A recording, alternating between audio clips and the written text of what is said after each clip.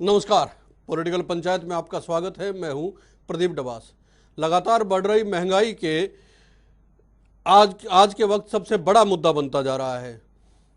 Petrol और diesel के दामों में पिछले करीब 1.5 महीने से लगातार बढ़ोतरी हो रही है। इससे महंगाई पर भी असर पड़ रहा है। इसके अलावा खाने में उपयोग होने वाले तेल और दालों की कीमत भी आसमान छू रही है। सरकार का कहना है कि पेट्रोल डीजल की कीमतों पर नियंत्रण तेल कंपनियों के हाथ में है। इसके अलावा सरकार का यह भी कहना है कि कोरोना की वजह से, क्योंकि तमाम आर्थिक गतिविधियों पर एक तरह से विराम लगा हुआ था, तो महंगाई पर भी उस हद तक काबू पाना मुश्किल था। उधर कांग्रेस ने लगातार बढ़ रही महंगाई पर आज चिंता और निराशा जताई है। इस सब के बीच आम आदमी के घर का बजट लगभग बिगड़ चुका है।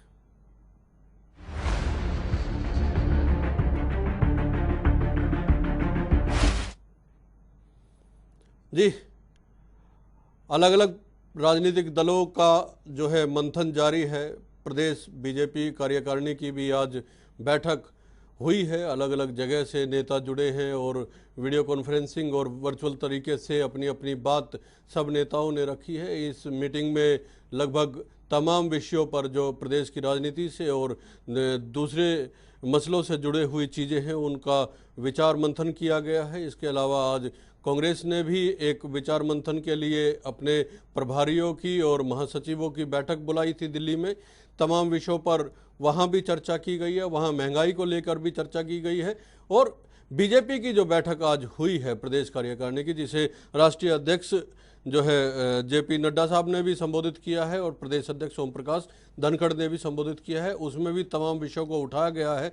यहाँ तक कि महंगाई के साथ साथ कोरोना को लेकर कांग्रेस की बैठक में चर्चा हुई है, तो किसानों के मुद्दों पर और कृषि कानूनों का जो विरोध किया जा रहा है, जो आंदोलन इस समय चल रहा है, उसको लेकर भी बातचीत की गई है बीजेपी कार्यकारिणी की बैठक में। तो तमाम विषयों पर चर्चा दोनों तरफ से जारी है। परसों भारतीय जनता पार्टी और जननायक जनता पार्टी के विधायक दल की बैठक हुई थी। उसमें तमाम विधायकों ने किस तरह से लोगों के बीच गया जाए और बातचीत अपनी रखी जाए, उस पर विचार मंथन किया था। आज विचार मंथन के लिए बीजेपी और कांग्रेस की ओर से बैठकें बुलाई गई हैं। हमारे साथ रजत पंजेटा जी इंडियन नेशनल लोकदल से जुड़ चुके हैं। तमाम विषय हैं। पंजेटा जी, आपका स्वागत है। तमाम विषय हैं, महंगाई है, कृषि आंदोलन को लेकर चिंता है। हालांकि आज कहा गया है प्रदेश के बीजेपी नेताओं की ओर से कि ये जो आंदोलन है ये कुछ लोगों का आंदोलन है, ये सिमटा हुआ आंदोलन है।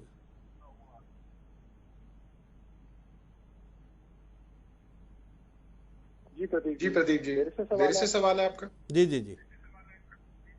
प्रदीप जी, देखिए, एक बड़ा हास्यास्पद है कि जब ये भाजपा के लोग कहते हैं कि ना फैल गया, तो ये कहते हैं कि सारे किसान आंदोलन में बैठ, अगर उनको बदनाम करना होता है तो वो कहते हैं कि कोरोना इन्होंने फैला दिया, वरना ये कहते हैं वहाँ मुट्ठी भर लोग रह गए, वहाँ तो किसान है ही नहीं, किसान तो अपना खेतों में खेती में व्यस्त है।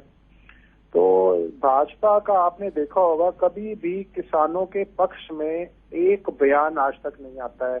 चाहे कितने किसान खुदकुशी कर गए हैं, उनके ऊपर कोई संवेदना के दो शब्द नहीं इनके आते हैं। कुछ ना कुछ ये जरूर ढूंढते रहते हैं कि किसी ना किसी तरीके से कोई बात जोड़ दी जाए, किसी ना किसी तरीके से किसान आंदोलन में किसानों को बदनाम करने के लिए। शायद ये जानते नहीं है किसान जो इतने, अब तो इन्होंने खुदकुशी के आंकड़े देने भी बंद कर दिए हैं, सारा कृषि का बजट घटा दिया इन्होंने। ये कहते हैं भावांतर भरपाई योजना, उसका 1500 करोड़ का बजट था, वो इन्होंने घटा के 1100 करोड़ तो घटा ही दिया, उसमें से 400 करोड़ रह गया। किस तरह आप देखते हैं टमाटर और कैसे किसान की जो फसलें हैं जो वो सड़क पे वो फेंकने पे मजबूर हो जाता है, उसको अपने क्रेट का ट्रांसपोर्टेशन का सारी लागत मिला के आज लागत भी नहीं मिल रही है। किसान तो अपने अस्तित्व की लड़ाई लड़ रहा है। ये इससे क्या फर्क पड़ता है कि बड़े से बड़े नेता के ऊपर यहाँ कुछ भी हो जाए, वो कानून अपना काम करे। अगर कुछ ऐसी कुछ वो आती है अगर कोई आपस में, लेकिन इसका किसान आंदोलन का ये संख्या से थोड़ी ना आप जोड़ के देखेंगे कि वहाँ कितनी संख्या कम है, कभी संख्या कम है, कभी संख्या ज्यादा है। बात तो मुद्दे की है ना, आपका ध्यान कहाँ भटक गया, ये आप मुद्दे पे ध्यान दीजिए। आप इससे अंदाजा लगाएंगे कि ये तो हर किसान का आंदोलन है, ये किसान अपने अस्तित्व की लड़ाई लड़ रहा है। आप ये थोड़ी ना, जो सबसे बड़ा एम्प्लॉयर अगर आप देखें देश के अंदर प्रदीप जी, तो वो खेती है। ये कृषि ये तो इतनी नौकरी तो हरियाणा सरकार नहीं देती जितनी कृषि देती है। ये कहते हैं छोटे किसान को हम 500 रुपए महीना दे देंगे। अभी ये झूठ बोल रहे थे कि हरियाणा की सरकार भी अपनी तरफ से 500 रुपए महीना देती है। ये सिर्फ पिछले साल सिर्फ 20% लोगों को 250 रुपए जो है वो हरियाणा की बीजेपी की सरकार ने देने हैं। पिछले साल जो दिए हैं वो 250, 500 भी नहीं। और इस साल एप्लीकेशंस मंगाई है, अभी तक किसी को 1 रुपया नहीं मिला है। दूसरा आज मुद्दा आता है महंगाई का। प्रदीप जी आप एक बात बताइए, जब कोरोना काल में $30 प्रति बैरल के आसपास तेल के दाम आ गए थे, तब क्या इंटरनेशनल मार्केट तय नहीं कर रही थी तेल के दाम? जब चुनाव आते हैं तो 80-80 दिन कैसे कि तेल की कीमतें नहीं बढ़ती हैं? ये सारी बातें जनता को आप बताइए, जनता को किस लिए आप गुमराह कर रहे हैं? 3,60,000 करोड़ तो सरकार सिर्फ एक्साइज ड्यूटी से कमा चुकी है तेल के अंदर। तो ये अब ये सारी की सारी प्रदीप जी, ये जो सारी कंपनियां हैं, तेल कंपनियां, ये सारी की सारी सरकारी हैं। मैं आपको ये बता दूं, अगर चुनाव के टाइम में तेल नहीं बढ़ता है, जब $30 प्रति बैरल का रेट आ जाता है, तब आप कम करने की बजाय आप कीमतें बढ़ा देते हैं। कभी कम तो मैंने सुना ही नहीं कोरोना काल के अंदर भी पूरी। आज महंगाई के मसले को लेकर कांग्रेस की ओर से भी दिल्ली में बातचीत रखी गई है। सुरेश रोड साहब हमारे साथ जुड़ चुके हैं। रोड साहब स्वागत है आपका। प्रदीप जी एक बात सिर्फ मैं आपसे चाहूंगा, भाजपा के कोई भी प्रवक्ता आते हैं तो उनसे जरूर पूछिएगा कि क्या टीवी पे आके कोई वो ऐसा आपको जनता को, आपको के माध्यम से जनता को क्या कोई ऐसा दिन आएगा कि ये आश्वासन दे सकते हैं कि हम तेल की कीमतें जैसे चुनाव में नहीं बढ़ा रहे थे, कम तो हमने उम्मीद दी, जनता ने छोड़ दिया कि इनसे कोई उम्मीद करे कि ये तेल की कीमतें कम करेंगे। तो हम तो चाहते हैं ये कम करें, लेकिन क्या ये आगे नहीं बढ़ाएंगे? क्या इस बात की कोई आपके आगे कोई गारंटी नहीं देगा? हाँ, अपने 7 साल के कार्यकाल के अंदर ये सवाल रहेगा भारतीय जनता पार्टी से। लेकिन कांग्रेस से एक सवाल है सुरेश रोड साहब जी। लगातार जो है पिछले 1.5-1.25 साल से देश जो है कोरोना की आपदा से जूझ रहा है। ऐसे में आर्थिक गतिविधियां भी, जो भारतीय जनता पार्टी का कहना है कि एक किस्म से विराम लग चुका है, फिर उसको महंगाई के मसले पे घेरना, कहीं ना कहीं से तो कुछ ना कुछ काम तो चलाना पड़ेगा सरकारों को।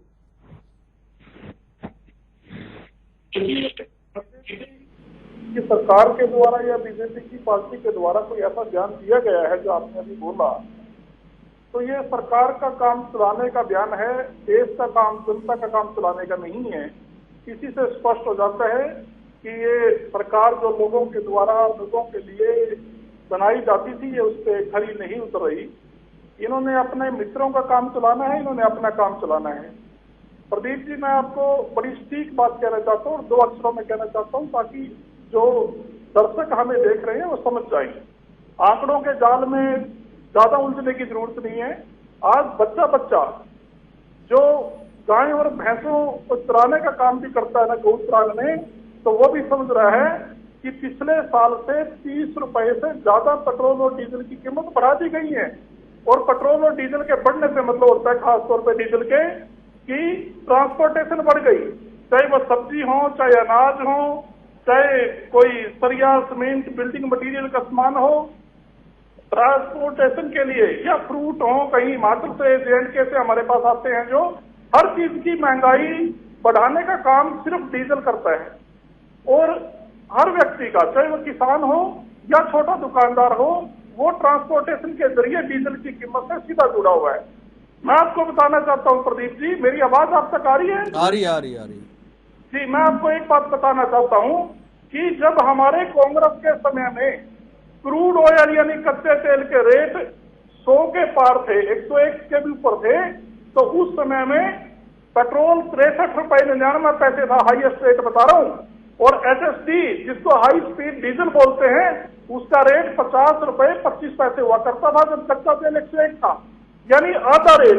इंटरनेशनल मार्केट में जब 100 से ऊपर कच्चे तेल के रेट थे, तो हमने 50 और 60 रुपए यानी उससे आधे में डीजल और पेट्रोल हिंदुस्तान की जनता को, और एक देश एक विधान की जो नरेंद्र मोदी बात करते हैं, हमने कश्मीर से कन्याकुमारी तक ठीक है, आपने महंगाई को लेकर पाबंदी सवाल किया। उठाया। लेकिन- संदीप भटनागर महंगाई की आर्थिक बात- मामलों के जानकार महंगाई हैं। की बात, जी, ये जी। बात अधूरी रह जाएगी प्रदीप जी, जी, जी, एक जी, सेकंड का समय और चाहता हूं। और आज की डेट में बीजेपी की तानाशाह सरकार में जब कच्चे तेल के रेट आज 50 और 60 रुपए के मध्य में खड़े हैं, तो इन्होंने उल्टा वहां पर डीजल का और पेट्रोल का रेट 100 से पार कर दिया। कई शहरों में हिंदुस्तान के 100 को टच कर चुका है। एक बात और बताना चाहता हूं टेक्निकल, पेट्रोल पंपों पे जो मशीनें लगी हुई है ना, वो जो इंडियन ऑयल ने, जो है हिंदुस्तान पेट्रोलियम ने, भारत पेट्रोलियम ने ये सोच के नहीं लगाई थी कि कभी नरेंद्र मोदी आ जाएगा और 100 के पार 3 डिजिट में रेट कर देगा। उन मशीनों में जो सॉफ्टवेयर है ना प्रदीप जी, आप शायद इस बात को नहीं जानते, वो सिर्फ 2 डिजिट का है। जैसे नहीं, वो चल रहा है, वीडियो में भी चल रहा है आपके सामने, 3 डिजिट भी ले रहा है। मैं संदीप भटनागर जी के पास, संदीप भटनागर जी के पास मैं आना चाहता हूँ। संदीप जी, महंगाई लगभग अपने चरम पे है, अपने शीर्ष पे पहुंच चुकी है, हर चीज महंगी है। इसकी वजह क्या मानते हैं? पिछले 1-1.25 साल से 1.5 साल से देश जो है पूरी तरह जकड़ा हुआ है, आर्थिक गतिविधियां लगभग बंद है। उसके बावजूद क्या इतनी महंगाई होनी चाहिए थी जो अब है? मुझे लगता है कि थोक जो होलसेल प्राइस इंडेक्स का जो हम देखें 12.94% तक पहुंच चुका है मुद्रास्फीति। क्या वजह लगता है आपको? इसकी वजह से खुदरा में भी महंगाई बढ़ी है, डीजल की कीमतों की वजह से भी महंगाई एक वजह बताई जा रही है बढ़ी है। कांग्रेस लगातार हमले बोल रही है सरकार को। सरकार के कितने हाथ में होता है इसको कंट्रोल करना?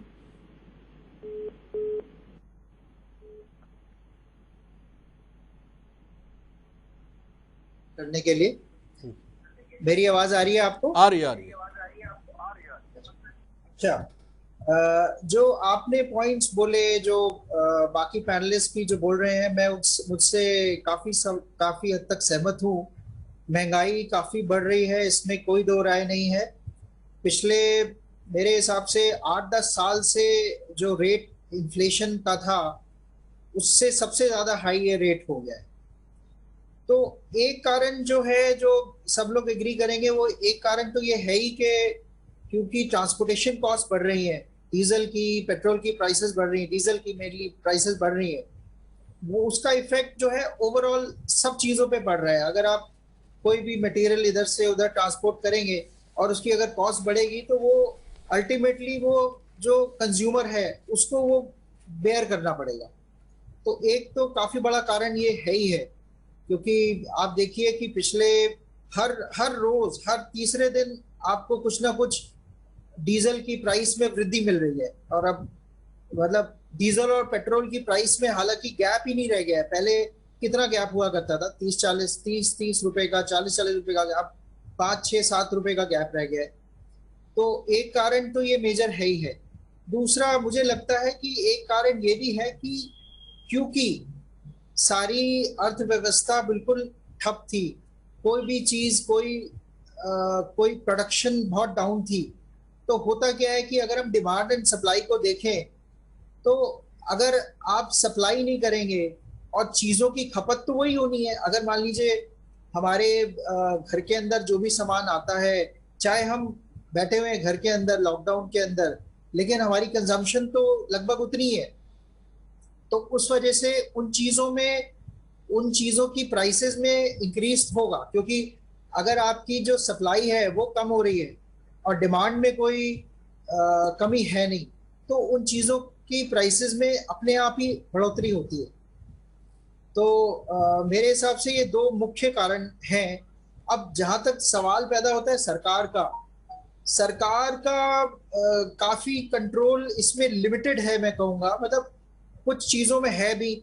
अब जैसे देखिए, जो डीजल और पेट्रोल की प्राइसेस हैं, उसमें बहुत दिनों से ये चीज आ रही है, इसके ऊपर विवाद हो रहा है कि जीएसटी में क्यों नहीं पेट्रोल और डीजल को लाया जाए। उससे क्या होगा कि जो हमारा प्राइसेस है इसकी कम होगी, क्योंकि उसका जो इनपुट टैक्स क्रेडिट होता है, जो पेट्रोल की कंपनीज जो हैं वो लगाएंगी तो वो पास ऑन होगा। अगर मैं कोई चीज ले रहा हूँ, मैं कोई डीजल खरीद रहा हूँ और मेरे पास अगर उसका इनपुट टैक्स क्रेडिट आ रहा है तो मैं उसका सेट ऑफ ले सकता हूँ। संदीप तो जी, मेरी जो भाग सिंह प्राइसिंग है, दमदमा जी हमारे साथ जुड़ चुके हैं। भाग सिंह जी, अच्छा, जननायक जनता पार्टी से आप सहयोगी पार्टी है भारतीय जनता पार्टी की, इस समय सत्ता में बने हुए हैं। मैं आज आपको जो डीजल का और पेट्रोल का रेट बढ़ा है, थोड़ा सा अलग अलग दमदमा साहब मैं बताना चाहूँगा आपको। जो बढ़ के रेट हुआ है, कल चरखी दादरी में 89 रुपये 19 पैसे डीजल का दाम था, आज 89 रुपये 43 पैसे दाम है। हिसार में कल 88 रुपये 87 पैसे था, आज 89 रुपये 27 पैसे है साहब।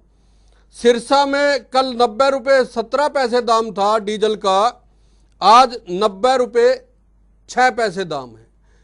आप कृषि पे बात करते हैं, किसानों की बात करते हैं, डीजल सबसे ज़्यादा जो खपत होती है वो ट्रांसपोर्टेशन के साथ साथ कृषि में भी होती है। ये मार तो सीधा सीधा किसान के ऊपर है। भाग सिंह जी, आप सरकार में साझेदार भी हैं। देखिए, जो आपने आज ये डीजल के प्राइस बताए हैं अलग अलग, ये अगर आप देखिएगा कि जिस प्रकार से भारत पेट्रोलियम है, हिंदुस्तान है या एसआर के पंप है, अलग अलग, ये आज कंपटीशन भी इतना है कि इन्होंने अगर ऊपर से, ठीक है, देखिए आज रेट है वो पूरे देश के अंदर है, सारी व्यवस्था को देखकर अकेले अगर इसलिए कहा जाए कि भारतीय जनता पार्टी या जननायक जनता पार्टी प्रदेश में है या अकेली एक पार्टी है, इसके लिए जिम्मेवार आज हर स्थिति का पता है कि हमें किस रेट में पेट्रोल डीजल कच्चा माल आ रहा है और किस रेट में हम दे रहे हैं। जिस प्रकार से पंजाब और राजस्थान में लगा लीजिए कि वहां पे भी कांग्रेस की गवर्नमेंट है, क्या वो कितना रिलीफ दे पाई है प्रदेश स्तर पर अपने आप? आज के जो हालात हैं उस हिसाब से यदि देखा जाए तो ये कंपनीज की तरफ से अगर कहीं 10 पैसे 20 भाग सिंह दमदमा जी, एक बात मैं आपको बता देता हूं, आप क्योंकि साझेदार हैं और आपका जवाब देना बनता है, आपसे जवाब लिया भी जा रहा है। आपको मैं बता दूं, राजस्थान में, पंजाब में, इसके अलावा जहां जहां वैट सबसे ज्यादा है वो 4-5 जो स्टेट है उसमें हरियाणा भी शामिल है साहब। अगर राजस्थान में पेट्रोल पे 38% और डीजल पे 28% वैट है ना, तो पंजाब में 23 और 15.5% है। हरियाणा की बताऊं मैं आपको कितना परसेंट वैट और डीजल पे वैट है? जी बताइए। 25% और 17% साहब। आज आप देखिए कि पंजाब डीजल और पेट्रोल हरियाणा से काफी, मैं किसी पे आक्षेप या किसी के ऊपर मैं उंगली नहीं उठा रहा कि मैं हरियाणा पंचकूला मेरा साथ लगता है और हमने कभी महंगाई के मार्ग के, ठीक है, पंजाब में ज्यादा है और हरियाणा में कम है, हमने कभी डीजल पंजाब से नहीं डलवाया। वो परसेंटेज का खेल जितना मर्जी खेल लेके हम ये करनी है, लेकिन आज भी पंजाब में हरियाणा से महंगा डीजल और पेट्रोल बिक रहा है। आपको दमदमा साहब मैं आपको एक बहुत सिंपल तरीके से बताता हूं, हरियाणा से जोड़ के बताता हूं महंगाई को लेके। हालांकि पूरे देश में लोगों को दिक्कतें हो रही हैं, लेकिन मैं सिर्फ हरियाणा से जोड़ के बताता हूं। हरियाणा में इस वक्त जो खेती में डीजल यूज होता है उसमें मैं आपको बताऊं, 1 एकड़ में एक फसल लेने में कम से कम 4 से 6 हजार रुपए के बीच का डीजल लग जाता है, जिसमें ट्रैक्टर से बहाई भी है और उसके अलावा सिंचाई भी शामिल है। दमदमा साहब, सबसे ज्यादा यूज अगर ट्रांसपोर्टेशन के बाद अगर हो रहा है तो खेती में हो रहा है। आप किसानों की बात करते हैं। नहीं, सुनिए मेरी बात, आप बेशक बड़े जिम्मेदार होंगे, मैं बहुत छोटा सा जिम्मेदार हूँ। नहीं, मैं जमींदार की नहीं, मैं किसान की बात कर रहा हूँ साहब। नहीं, मैं किसान पे ही आ रहा हूँ, मैं उसी बात पे आ रहा हूँ कि मैं भी थोड़ा बहुत खेती कर लेता हूँ। 1 एकड़ पे कहीं भी 6,000 रुपए का डीजल की खपत नहीं होती। 4 से 6 हजार की सर, 4 से 6 हजार की। मैं कहता हूँ साहब, मैं कहता हूँ कि 1 एकड़ में आप बताइए कि कितना टाइम लगता है उसकी बुआई करने में, कितना डीजल की आप एवरेज लगा लीजिए, 2000 और 3000 के बीच में आपकी एकड़ पे सिर्फ डीजल की खपत है। उसके अलावा उसके ड्राइवर या और खर्चे वो अलग होते हैं अपने बीज के पर एकड़ में। और जिसके पास ज्यादा है जमीन उसके, हाँ, आप ये जरूर, आपकी मैं फिगर से सहमत हो सकता हूँ, 4 और 6,000 कि जो 1 एकड़ का जिम्मेदार होगा या 1.5 एकड़ का जिम्मेदार होगा, जैसे जैसे जमीन बढ़ती है तो लागत उसी हिसाब से, डीजल पेट्रोल एक रनिंग में सब काम चलता है। अब मेरा पहाड़ी क्षेत्र पड़ता है 3-4 हजार 3,000 के एवरेज, तो हमारे यहाँ डीजल की आती है 1 एकड़ के अंदर। रंजीता मेहता जी भी हमारे साथ जुड़ चुकी है, उसमें कम कार्यकारिणी की बैठक से आई है। रंजीता जी, क्या क्या कुछ आज डिस्कस हुआ है कार्यकारिणी की बैठक में? क्या किसानों को लेके, आंदोलन को लेके कोई विषय रखा गया, बातचीत हुई? उसने आपकी कॉल को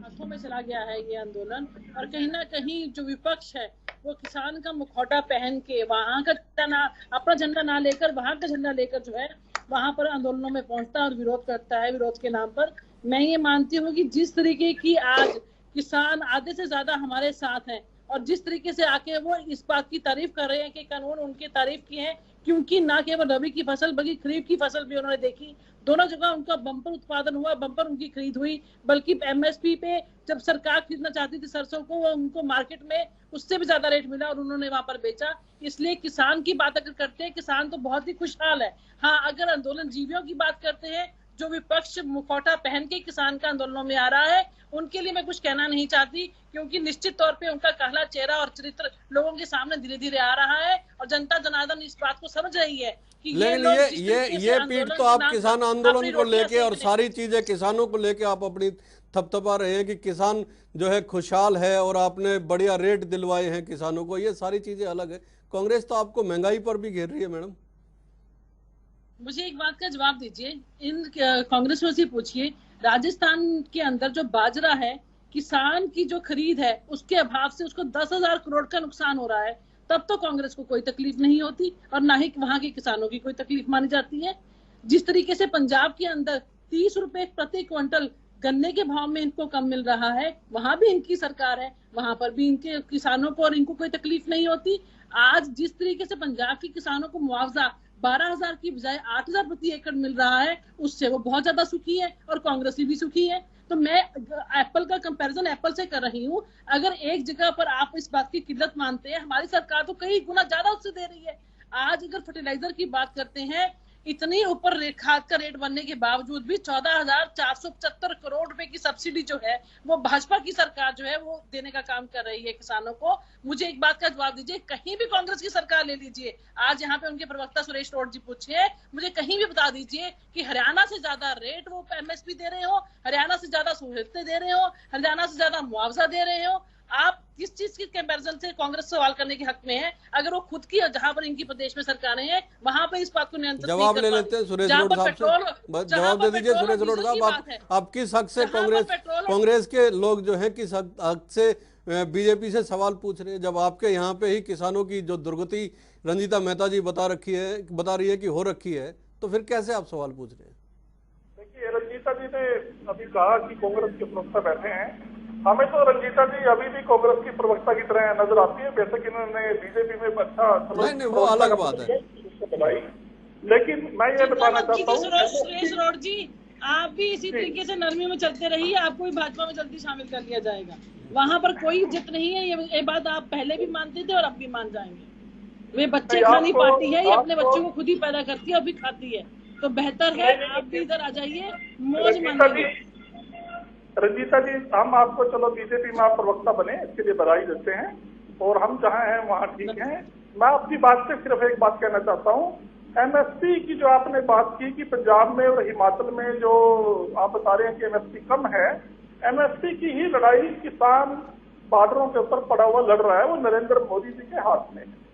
इन 3 काले कृषि कानूनों में जो कृषि विरोधी चीजें हैं, किसान विरोधी चीजें और प्लस एमएसपी, किसी की लड़ाई तो मोदी जी से लड़ रहे हैं। इसमें पंजाब सुरेश जी, मुझे एक बात बताओ, आप भी कांग्रेस में थी, मैं भी कांग्रेस में थी, क्या हम 2 फसलें एमएसपी पे नहीं खरीदते थे और अब 9 खरीदी जा रही हैं? तो कांग्रेस अच्छी कि भाजपा अच्छी? अब ये बताइए कि एमएसपी का रेट जो 4650 आज तक सरसों का नहीं हुआ था, हमने वो दिया, उसके बावजूद किसान को 6500 रुपए मार्केट से मिला, तो कांग्रेस अच्छी की बीजेपी अच्छी? तो इसलिए सिर्फ विरोध के नाम पर विरोध ना सुरेश जी, हम आंकड़ों में बात करें। पंजाब के किसानों को मुआवजा प्रति एकड़ 8,000 की मिलता है और हरियाणा में 12,000 की मिलता है। फिर बताइए कांग्रेस अच्छी की भाजपा अच्छी? आज वहाँ पर मक्का खरीदा नहीं जाता, वहाँ भी किसान हरियाणा में आके बेचता है, तो वहाँ की सरकार अच्छी की हमारी सरकार अच्छी? अगर बाजरे की बात करते हैं, बाजरा में 10,000 प्रति एकड़ नुकसान हो रहा है किसान को। उसके बावजूद आप कह रहे हैं कि आपकी कांग्रेस अच्छी और भाजपा माड़ी। तो आप अगर काले कानून इनको बताते हैं, कोई एक भी चीज काली तो बता दीजिए कौन सी इसके अंदर है। आज 2 फसलों का सैंपल देख चुके हैं किसान, दोनों में उनका बम्पर उत्पादन हुआ, दोनों में उनकी बम्पर खरीद हुई, बल्कि उनके एमएसपी से भी कहीं ज्यादा रेट उनको मिला। आज 6,000 रुपया मुख्यमंत्री जी उनके अकाउंट में डालते हैं, 6,000 रुपया प्रधानमंत्री जी उनके अकाउंट में डालते हैं। तो फिर बताइए कांग्रेस कैसे अच्छी और भाजपा कैसे बुरी? सब चीजें करने के बावजूद आज आपके पास मुद्दा नहीं है, इसलिए किसानों का मुखौटा पहनना बंद कीजिए और अपना चेहरा लेकर आप प्रदर्शन करने के लिए आइए। सरकार का नरेंद्र मोदी का दायित्व बनता है ये लेने के बाद। कांग्रेस के समय में 3 काले कृषि कानून नहीं थे। आज किसान की जमीन की कीमत कितनी तोड़ दी गई है। हमारे राष्ट्रीय नेता राहुल गांधी जी ने 2015 में पार्लियामेंट में श्री नरेंद्र मोदी को आगाह करते हुए बोला था कि आप पहले फसल के रेट तोड़ोगे, किसान की खपत तोड़ने का काम करोगे, उसके बाद अपने मित्रों को राहुल गांधी तो पप्पू है और पप्पू रहेंगे, और पप्पू कभी पास नहीं हो सकता। इसलिए राहुल गांधी की बात करना छोड़िए। पप्पू अगर पास नहीं हो सकता, लेकिन सवाल तो कांग्रेस ही आपसे पूछ रही है मैडम, सवाल तो कांग्रेस ही आपसे पूछ रही है। सबसे बड़ा सवाल आज महंगाई को लेकर कांग्रेस की ओर से उठाया गया है। आज दिल्ली में जो बैठक हुई इनके प्रभारियों की और महासचिवों की, उसमें महंगाई को लेकर सबसे बड़ा सवाल और चिंता जताई गई है। तो किस मुंह से पूछ रहे हैं? वो कहते हैं छाछ तो बोले, छलनी भी बोले, तो इनके पास तो सवाल करने का मुंह ही नहीं है। तो किस मुंह से पूछ रहे हैं? शून्य पे जा चुके हैं ये। आप देखिए कि हम तो 3 से 303 पे पहुंचे हैं, और इनसे पूछिए कि कहां से कहां पहुंचे हैं। इसलिए पहुंचे हैं क्योंकि संगठन नाम की इनके यहाँ चीज नहीं है। आप पिछले 8 सालों में ये अपने जिला अध्यक्ष तो बना नहीं पाए, अपने बूथ अध्यक्ष तो बना नहीं पाए, चुनावों में कूद जाते हैं। आज जिस तरीके से पश्चिम बंगाल के अंदर इनका खाता नहीं खुला, आपने देखा हालत होने वाली है। पंजाब के अंदर ऑलरेडी इनके क्लेश चल रहे हैं। कैप्टन अमरिंदर जो है किसी का सिर संदीप भटनागर साहब, एक सवाल मेरा आपसे है। जिस तरह से किसानों की हालत को लेकर लगातार बातचीत चल रही है, क्रय शक्ति जब तक नहीं बढ़ेगी, किसान को उसका सही दाम लागत के हिसाब से नहीं मिलेगा, ग्रामीण अर्थव्यवस्था जब तक मजबूत नहीं होगी, क्या इसी तरह महंगाई बढ़ती रहेगी? क्या अर्थव्यवस्था को मजबूत करने में ग्रामीण अर्थव्यवस्था का कोई हाथ होता है? क्रय शक्ति अगर किसान की बढ़ती है तो कितना अर्थव्यवस्था को बल मिलता है? इसको थोड़ा सा समझाने की कोशिश करें। जरूर। देखिए, जो ग्रामीण है, जो किसान भाई है हमारे, उनका योगदान इस हमारी इकोनॉमी में बहुत ज़्यादा है, क्योंकि पॉपुलेशन वाइज और क्योंकि जो इंडिया है, जो हिंदुस्तान है, वो अभी भी एग्रीकल्चरल इकोनॉमी में आता है। तो हमारे यहाँ जो योगदान है किसानों का वो बहुत ज़्यादा है।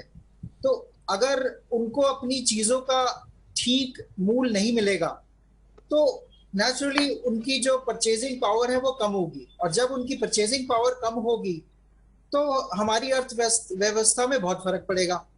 अभी देखिए हुआ क्या है, जो अगर आप बिल्कुल अभी के आंकड़े देखें, उसमें जो फूड इन्फ्लेशन है वो कम है और नॉन फूड इन्फ्लेशन ज्यादा है। उसका इफेक्ट ये हो रहा है कि जो किसान हैं उनको अपनी चीजों का जो रेट है वो प्रॉपर नहीं मिल रहा है। जो वो आगे अपनी खरीद, अपनी जो उपजा करके वो बेचते हैं, उसका रेट उनको ठीक नहीं मिल रहा है। तो उससे क्या हो रहा है कि जब वो उनको रेट ठीक नहीं मिलेगा, उसका कारण आपने अभी हमने डिस्कस किया कि ट्रांसपोर्टेशन कॉस्ट बढ़ गई, डीजल बढ़ गया, जिसकी वजह से कि उनकी सिंचाई के अंदर बहुत कॉस्ट बढ़ गई। तो जब वो कोई चीज अपनी खरीदने जाएंगे जो कि उनकी एग्रीकल्चरल नहीं है, तो उनको उसका दाम ज्यादा देना पड़ेगा। क्योंकि आखिरी 30 सेकंड है। रजत जी, मैं आपके पास आ रहा हूँ, एक छोटी टिप्पणी आपसे, उसके बाद रंजीता जी के पास जाऊंगा। 30 सेकंड तो नहीं, समय थोड़ा ज्यादा दीजिएगा। रंजीता जी ने तो कांग्रेस जी के प्रवक्ता जो हैं वो भी नहीं कुछ बोल पाए, उनका समय भी ले लिया। तो मैडम ये कह रही थी कि अभी इन्होंने सरसों का जिक्र किया, और मैडम को यही नहीं पता। मैं इसलिए कहता हूँ कि ये जो गार्डनिंग करने वाले लोग हैं, खेती के ऊपर बात करते हैं, तो बड़ा आश्चर्य होता है मेरे को। सरसों इन्हें यही नहीं पता सरसों होगी, बासमती होगी। करे ज्यादा बेहतर है।